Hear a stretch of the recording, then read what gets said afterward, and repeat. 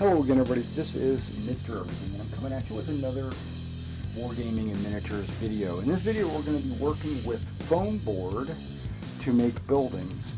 We're going to make, what I want to make is some 28mm row houses, or just buildings that you can put on the terrain table. Let me go over some of the materials that we're going to be using, because this should be a pretty quick process. I plan to make 6 of them in one sitting, and I should have that all done today, hopefully. These come pre-cut, and they are 5x6s. Okay, so I'm going to use these as the base of the building. The building's going to be built on top of the plywood. This is like maybe 1/8 inch plywood. I have 4mm, or maybe it's 3/8 or 2/8 or something like that. It's really 3/8 foam board. I bought this again at Hobby Lobby. I spend a lot of money at Hobby Lobby, it seems like. But this was $5.99 at Hobby Lobby. This gives you a 20x30 inch sheet. They have a variety of different colors. They have yellow, red, greens. I figured it didn't matter. I was hoping that the white one would be a cheaper, you know, and I could probably go down to Kroger's or anywhere and get a cheap white foam board. Since I was there and I saw this and it was, my creative juices were flowing, I went ahead and picked it up, and since black was the same price as their white, I went ahead and picked up black, because it'll be easier to paint, even though the white's going to be just as easy to paint. Something else we're going to be using now, as you know, I have card that I use for I used in all my 20mm buildings. This is the backer board. I'm going to be using these scraps as well as some of these actual photograph backer boards that I've had. It's the same material, it's just already pre-cut, but I'm going to be using these as filler and maybe walls and maybe roofs, things like that. I'm going to put that off to the side. That's one of the last things I'm going to be using. Okay, I have some wooden sticks here. There's a 500 pack, right? These are mini wooden sticks. I got these originally because I'm going to be making some fences, and these are like pre-cut, perfect for me to make some Civil War, American War of Independence, World War II, even Ancients. When I do my Macedonians and all that, I'm going to be able to do all kinds of fencing. But you can also use this as 3D texturing on your buildings. I'm going to be using these for 3D texturing. Now, I also have these popsicle sticks. I guess they call them thin sticks. I use these on the Roman fort. I still have quite a few of these left. I'm going to use these as like windowsills and things like that. We're going to see that. What other materials do I need? Well, you're going to need a ruler, right? Now, this is my thin, easy, portable, felt on the back, doesn't slide ruler. This is my super long, 18 inches, super thick, heavy ruler for making those long straight lines. Of course, a pencil. Of course, some kind of blade. And then we're going to be using 2 types of glues today. We're going to be using quite a bit of school glue, PVA, Elmer's, whatever you want to call it. This is I think a pre-watered, so I'm not going to water this down at all. I'm just going to use it straight out of the bottle. For structural integrity, I always use the E6000. Okay, a little bit of planning is what you need to do initially, and that's what I was doing. I decided on, and I even wrote, I don't even know, one of these has my plan. Okay, this one has my plans actually written, all of it. I don't know if you can see it with the glare or not, but I basically, this is going to be the ground base, okay? And I'm going to build up the floor 2 inches. So I'm going to have a 2-inch floor, and then that way models can fit inside, and with it being 2 inches tall, here, let's put a pencil right at 2 inches. Okay, that's 2 inches, so that's going to be way bigger than I need. If you consider 25mm to be 5 feet, 2 inches is a 10-foot roof. Okay, so I've determined that there's going to be a 2-inch wall, and I need obviously 4 walls. I measure the distances here with the overlap, and then here also with the overlap, and then I measured between the walls here, because it's going to be, they're not going to be corner to corner, they're going to be flush like this, So because one wall is going to be a little longer than the other wall, I had to shorten that wall. So I measured that length, and then I figured out where the windows are going to be, where the doors are going to be, how tall the windows are going to be, and as I go, I'm going to explain it to you. It's super easy, and it's going to be universal across the entire thing. So all these buildings are going to look very similar to each other because I want them to be row houses. The problem with that is by using this board, it had rounded edges. And I'm going to take a square-edged building up to a corner. And what that causes is a very small lip around the entire building, right? So if I had two row houses and I butt them together, there's going to be like this 1/18 of an inch gap between the base and the edge of the base and the wall, and another 1/18 of an inch on the second building. So there's going to be like this super thin, maybe 1/4 of an inch gap between the two buildings. That's okay. This way I can take this building, I can use it individually, or if I take a couple of these buildings and push them side by side, they're going to be so close. There's going to be a gap, but they're going to be so close, it's not going to matter. The second floor, because these are all going to be 2-story buildings, or 3-story, or 4-story buildings, because I'm going to make them modular. Okay, now the second floor, I'm going to cut the base out of foam board. Okay, I'm going to cut it the same dimensions as this. And so maybe not curving the edges. I'm going to flat edges, doesn't matter. I can curve the edges as well. But I'm going to make the top floor the same dimensions as well. So when I've got my second piece here with the floor and the roof and everything, I'll be able to set it right on top of this bottom floor. Boop, and those walls are, what did I say, about 1/8 of an inch in from the edge of where the floor is. So there'll be like a little bit of room that I'll be able to move it around without it messing up. But because of that, the second floors will also butt up against each other, leaving a gap. Now you're not going to be able to see that alleyway because these two floors are touching, but you'll still be able to see that alleyway up here. Now when I go to make the roofs, I'm going to make them the same as the floors. So the roofs will be butting up against each other, and then the roofs will go flush with each other, and when that happens, you won't see the alley. You might see an alley from the sides, but not from the roof. All the roofs will be connected. Alright, so having said that, what I need to do now is, well, I can get this. It's my American Paratrooper. I haven't finished painting them yet. I got that whole series up on YouTube. I haven't uploaded those yet either. But by the time you watch this video, or by the time I upload this video, I might have already finished them and uploaded them. So, okay. So what I need to do now is bust out my pencil. I need to bust out my ruler. I need to start drawing on the foam board, measuring, drawing windows, drawing doors, and then getting my knife out and going to cut it. What's really cool about foam board is I've got an X-Acto knife, or a hobby knife, or a box knife. You know, you could probably get away with using a box knife on foam board. I'm not doing that. I'm going to use my X-Acto since I have it. And we're going to go ahead and cut everything out, and then we'll start the assembly process. Okay, so bear with me, I'll be right back. Alright guys, now I've got my pattern drawn on my foam board, and I do want to give you a warning or heads up that if you are doing them based on the 5x6 floor plan that I was planning on doing, and I wanted to make them 2 stories with the foam board being the floor of the second floor, and make them modular, you cannot do it on 1 sheet of foam board. I had to scale my ambition back, and so we're going to do 4.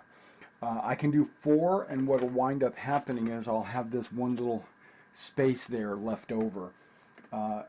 Once I started drawing all the walls and all the short walls, the long walls, and the floors, I realized that there was no way I was going to put 6 worth of walls and 6 floors on here. I probably could do 6 I don't know, maybe 5 or 6 walls out of one sheet, and then maybe I considered using the artboard as a floor, but then I felt to myself that I would be compromising. I want to use these as internal walls on the roof, so decided against that. So now we're getting ready to cut this out, and this is a good spot for me to talk about. I am not going to cut out each of the walls. That's not what I'm cutting out. I'm cutting out the windows, and it's easy, and the doors, and it's easier to cut the windows and doors out while it's still one piece of foam board. And then once I get the windows and doors cut, then I can cut out all the walls, because that's just a straight edge. That's just straight edge and knifing. The windows might be a little bit more finesse. I have to get in and cut these out. If I had 4-inch by 2-inch pieces and I was trying to cut a wall out of the middle, it'd be a little bit more difficult for me to do that, or a window out of the middle. So what I'm going to do is I'm going to start cutting out the windows, and then once I get the windows cut out, I'll be right back.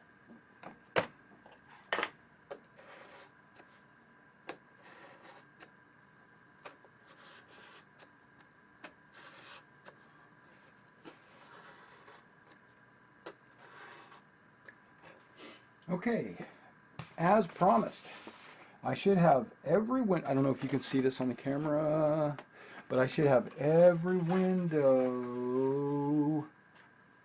except for maybe those two, cut.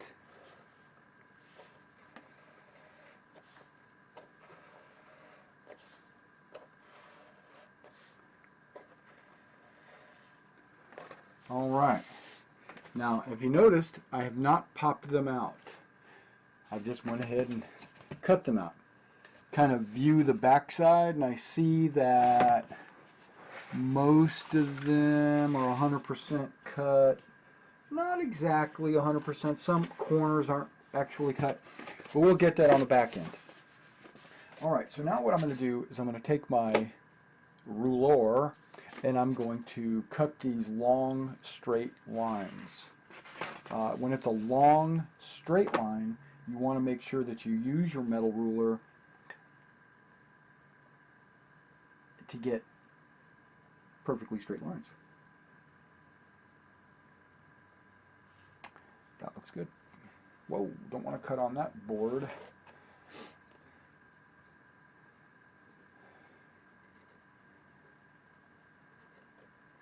get this thing started.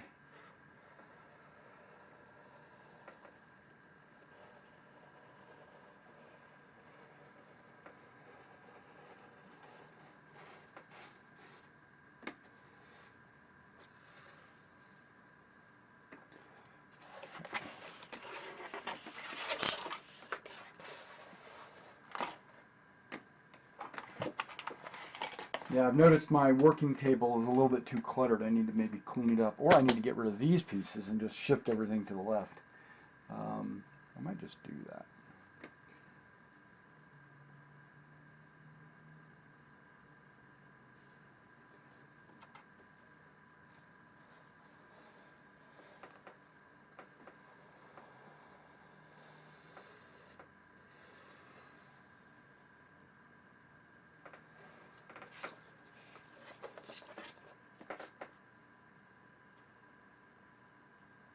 Alright, now while I'm cutting my walls out, I do want to mention one thing.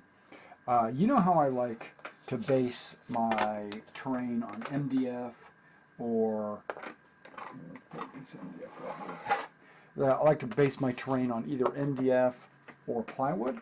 Well, in this project, it is going to be plywood, but I'm not beveling the edges. Like, you see how these edges here are beveled? I'm not going to do that for these houses, and one of the reasons why is it's small enough in a 28mm that, and the walls are going to be so close to the edge that it's not gonna, you're not really going to have guys standing, leaning, or anything like that on the edge of the base. But I also did, but my main thought process was they're going to butt up against other houses. So they're going to be flush against each other. And so I just wanted them to be straight up and down. All right, let me finish these. As you see, I'm making pretty good progress, but let me finish these and I'll be right back. All right, guys, everything is cut out now. Believe it or not, everything is cut. So we got our second story floors. The way they're going to be made is, if I wanted to, I could have the base. I could have the base with its walls, right? And then I could have the second piece with its walls sitting on top of it, right? Okay. And then I could have another one, if I wanted to, sitting on top of that. So I could make me a 3-story, or if I wanted to, I could make a 4-story, or even a 5-story with the materials I'm going to make. But then I'd only have one 5-story building, but I'm going to make 4 2-story buildings. Right? Okay. And then these would be the second floors of each of those buildings. Okay, so we got that. Now we've got our walls. There should be 2 short and 2 long walls for each floor. All of these are the same size. Okay, and I think these are all long walls because they have the 2 windows in them, as well as those. And then these are all my short walls. Why do I have more short walls than I have long walls? Uh-oh.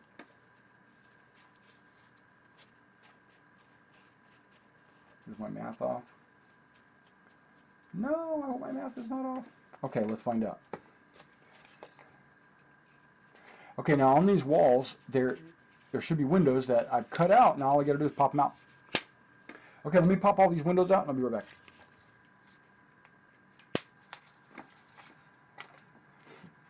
Alright guys, we're back. Now, as you can see, I piled them up. I did ground floor, top floor, ground floor, top floor, all the way around. And I did both the front and the front, back, and the 2 sides. I wanted to make sure that I had the right amount of, I thought I had the right amount. But lo and behold, I have 8 more short walls cut out. This would have been if I was doing 6. You know, I would have the 2 there, the 2 there, and then the upstairs. Right? So I had cut out enough to do 6 walls. Dang, I didn't even realize. Okay. I probably still could do them. I would just need to make... I have enough of this, I could make some short walls. I just wouldn't be able to make any floors. Yeah, I'll have to work on that. Okay, so now let's put all of our long walls together. Let me stack all this up, be right back.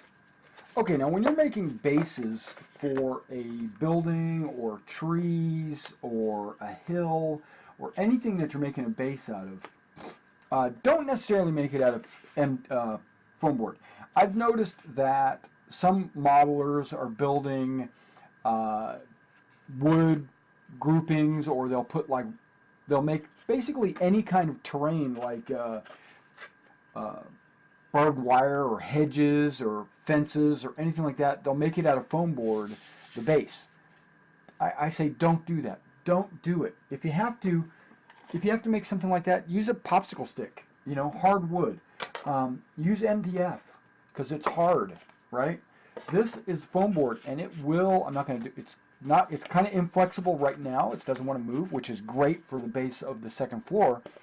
And it's also, once I start putting the walls on it, it's going to support it, so it won't want to warp or bend. But if you're only doing like a tree here, here, here, or maybe just a fence, what'll happen is when you flock it and you gravel it, or you put any kind of texturing on the base at all, what'll happen is I keep calling this MDF when it's actually foam board. The foam board will want to warp up because the glue will tighten up, and when it tightens up, it'll pull everything together. Now, there's a way you can counter that, and that's by putting a layer of glue on the backside. And when you do that, it'll actually pull everything back flat. The problem with that is you're going to have some up, some down. It's going to be all crooked. The corners are going to curl up. Yeah, don't do it. I strongly say, don't do it. Whatever you do, don't do it. Okay, so now we're just going to start off by going with base number 1, right? Well, we've got a door, a back wall, and 2 side walls. And that's going to be on all 4 of them. Cut these out in a way, right, so that, yeah, I cut these out in a way so that this would go as close to the front as possible without overlapping. So you're going to see something that close. I mean, it's super close. And the sides are going to, I don't know if you can see this on camera, but we're going to try. Okay, I'll do it over here. The sides are not going to fit on like that. They're going to fit inside like this. Right? So they're going to be on the inside of this front wall on both sides. And then the back wall will also be on the outside. Alright, so now I've got my PVA, but I also have my E6000. Whenever I'm doing any kind of construction work, I like to use E6000. But once I'm done, I'm going to coat the edges of the foam with PVA. Basically just to seal it. And also any gaps I might put some PVA. I didn't mention this, but you probably noticed it on the camera. There's a pile of windows and doors. Okay, those are going to be used through the construction process. I wanted to say another thing, not the doors so much, but like on the windows. Because I cut them the same distance from the top as I did from the bottom, they're a ½ inch here and there's a ½ inch here, I could put the wall this way, I could put the wall this way, doesn't matter. I could put the wall this way, I could put the wall this way, whatever you want to do. And so it's really not that important, because when you put it down, you just want to make sure it's flat. You know, if it's not flat, no big deal. Because the next wall will just sit on top. And you can always trim it. Oh, I went and got my one that's almost out. I want to use this before I start opening that one. As you can see, I use this quite a bit. Look how much it's almost gone, right? All right, so here we go, the starting process. So we're going to put some along the bottom of this. Line this up as close as I can get to the front without the corners going over that curved corner, if that makes sense. Okay. I can push more to the left. There we go, guys. And then I'm going to press down a little bit on that. Once I get a second wall on there.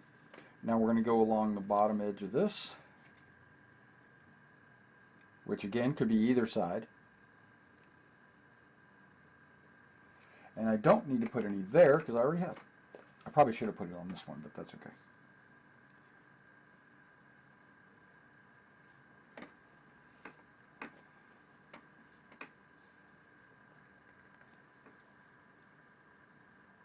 Line up the outside of the walls. Here, it doesn't matter. You're going to paint it. You're going to grit it.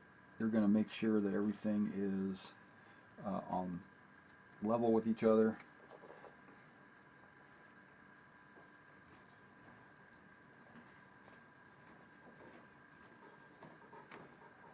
Probably should have assembled this first and then glued it to the base. That's what I normally do.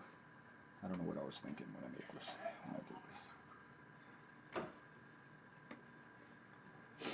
Okay, I'm going to let that sit for a second. Let's go with the back wall.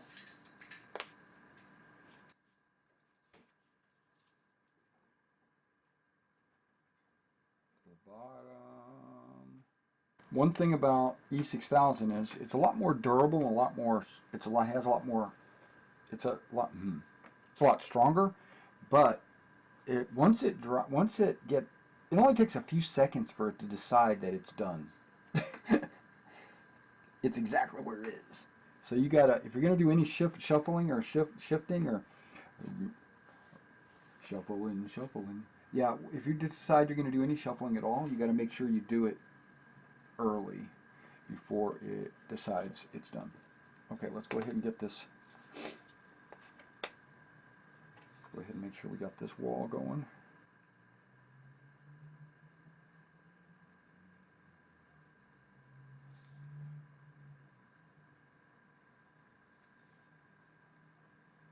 A little bit of downward pressure, a little pressure on the walls. Don't need a whole lot of pressure, but there's some. You want to have some pressure. Now I could use some elastic. I could use like a rubber band, wrap it around there. Okay, it is down. It is down. It's inside the corners of the base. You can see there's like almost no base available right there. I mean, it's like right up on the edge. That's going to have to get trimmed. I can see that because it doesn't want to shift a little bit on there, so I'm going to have to trim that. It's on there.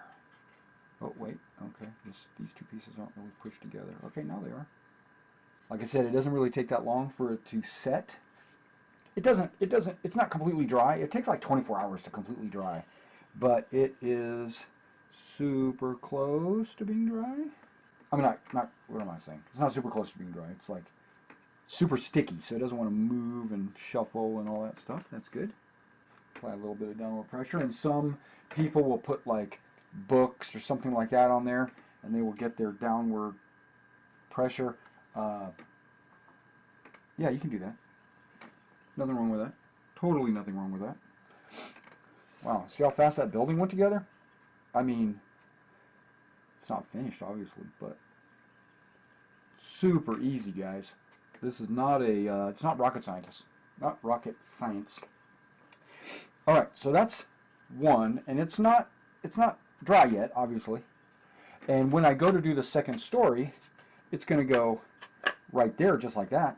And you notice, even right there, it's sitting pretty good right there on top of it. That's where the second story is going to be. A lot like that. If you ever wanted to make a building just flat like that, you could. Desert or something like that. You could put like a little ridge along the top, and then it would be a desert. Just depending on how you paint it, and depending on how you put your texture on the walls, which we'll get to later. Okay, so I'm just going to set this one off to the side, and we'll go on to the next one. Okay, I'm going to do all four of these, and then I'll be right back. You don't need to see me do all of them.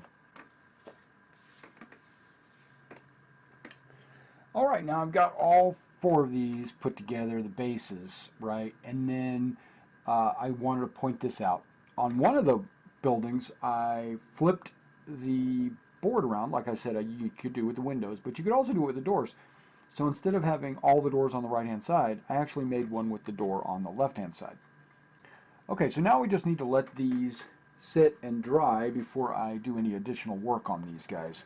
But in the meantime, what I can do is start working on the second floors. Right? The second floors are basically exactly the same, except instead of doors, they just have windows. All right, so I need 2 of those, and I need 2 of those. All right, so as soon as I get these put together, I'll be right back. All right, and that would be a second floor. Basically, you just took the board that you cut out, and you put the same, well, not exactly the same, but you just put the 4 walls on. You put it together, you glue it, and you let it dry. And then what will wind up happening is this will be the second floor for your building. And it'll sit kind of like that. I don't know, can you see that on camera? Probably not. So it'll sit kind of like that. Right? So what I need to do is make sure I have a flat surface, like one of these, put a little pressure on there, and what will happen is it'll ensure that the base dries flat. Alright guys, what I've done is, now what you've seen is me glued all 4 of the walls down to the wooden bases, as well as onto the second stories, which was foam board. And then what I have some pressure being applied to either here or over there, pushing down on the second story pieces, because I want the foam board and the walls to dry perfectly straight. Okay, now just to make the windows a little bit more three-dimensional, you take some of those scraps that you have of like the wooden planks or whatever that you were using before, and if not, just go out and get some skinny sticks, and then that one's almost the right size already, so I'm just going to trim off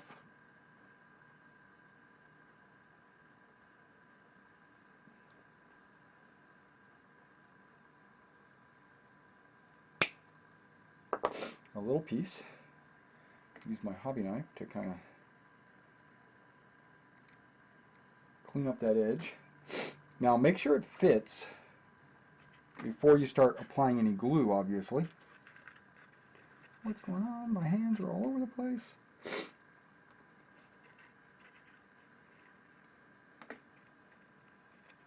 Okay, that fits perfect. That's a little windowsill. Because this is not a structural item, this is not an item that the structure is relying on to hold it together, you can use Elmer's. Or, depending on your country, PVA. I think PVA might be like the chemical composition of what's in Elmer's glue. Maybe polyvinyl acrylic? I think that's what it is, actually. Let's see. Okay, and then just clean up any little excess. And so then that makes your windowsill just look so much better, in my opinion. Okay. Got to make sure the one in front by the door is done, because guess what? It's going to be seen more than any of the other windows, possibly. So now I'm pressing through the wood, but I don't think these snippers are going to go all the way through the wood. So what I do is I just take the wood and I kind of wiggle it back and forth, and it comes apart. Whoops, I almost did what I said not to do. Test it before you apply any glue. Yeah, see, I'm glad I didn't apply it, because it is still just a little bit too long.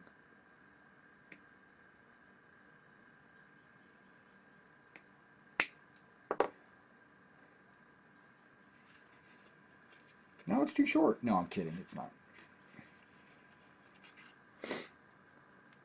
I think it might still be just a little bit too long. Once I force it down there. I can force it down in there. Okay, and that would be fine, because then not only would the glue hold it in place, but the tension would also hold it in place.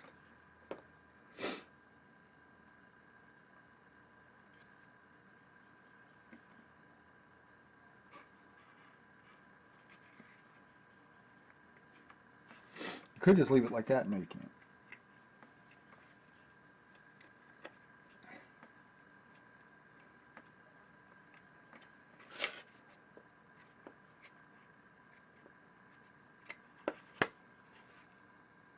So not only do you have a windowsill sticking out of the window, but you also have a little windowsill, very small, sticking on the inside. So it gives 3 dimensions to the inside of your building as well. All right. Now all these windows should be exactly 1 ruler width, right? That's how big they are. So I could technically measure this. Technically. Might be easier than guessing. Alright guys, now I've already done all the windows, and you can actually do it as well to the door. If you want to, you can have a baseboard. You can put it on the bottom and give yourself like a kick plate baseboard. You could do it as an overhang at the top. You know, you can do pretty much whatever you want. I think I'm going to put it on the top. I might also do with a baseboard, I'm not sure. I don't know. But now, because these doors are not the same size as the windows, I'm going to have to kind of measure it. using the door or window. Okay, let's see if it fits. Oh yeah, it fits. Let's give it a little bit of glue.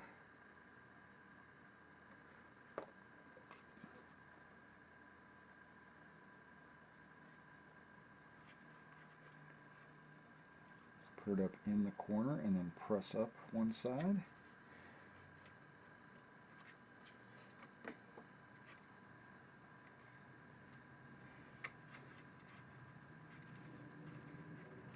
There you go, and you got this very microscopic overhang. It's pretty cool. Okay, so that's that. Now, you could be doing, you can do that on all the buildings, but I'm going to focus on one just to kind of show you. But what we're going to do is we're going to let everything dry before I move on to any more steps. And that does take about 24 hours. So we are going to end here, and then I will come back to it tomorrow.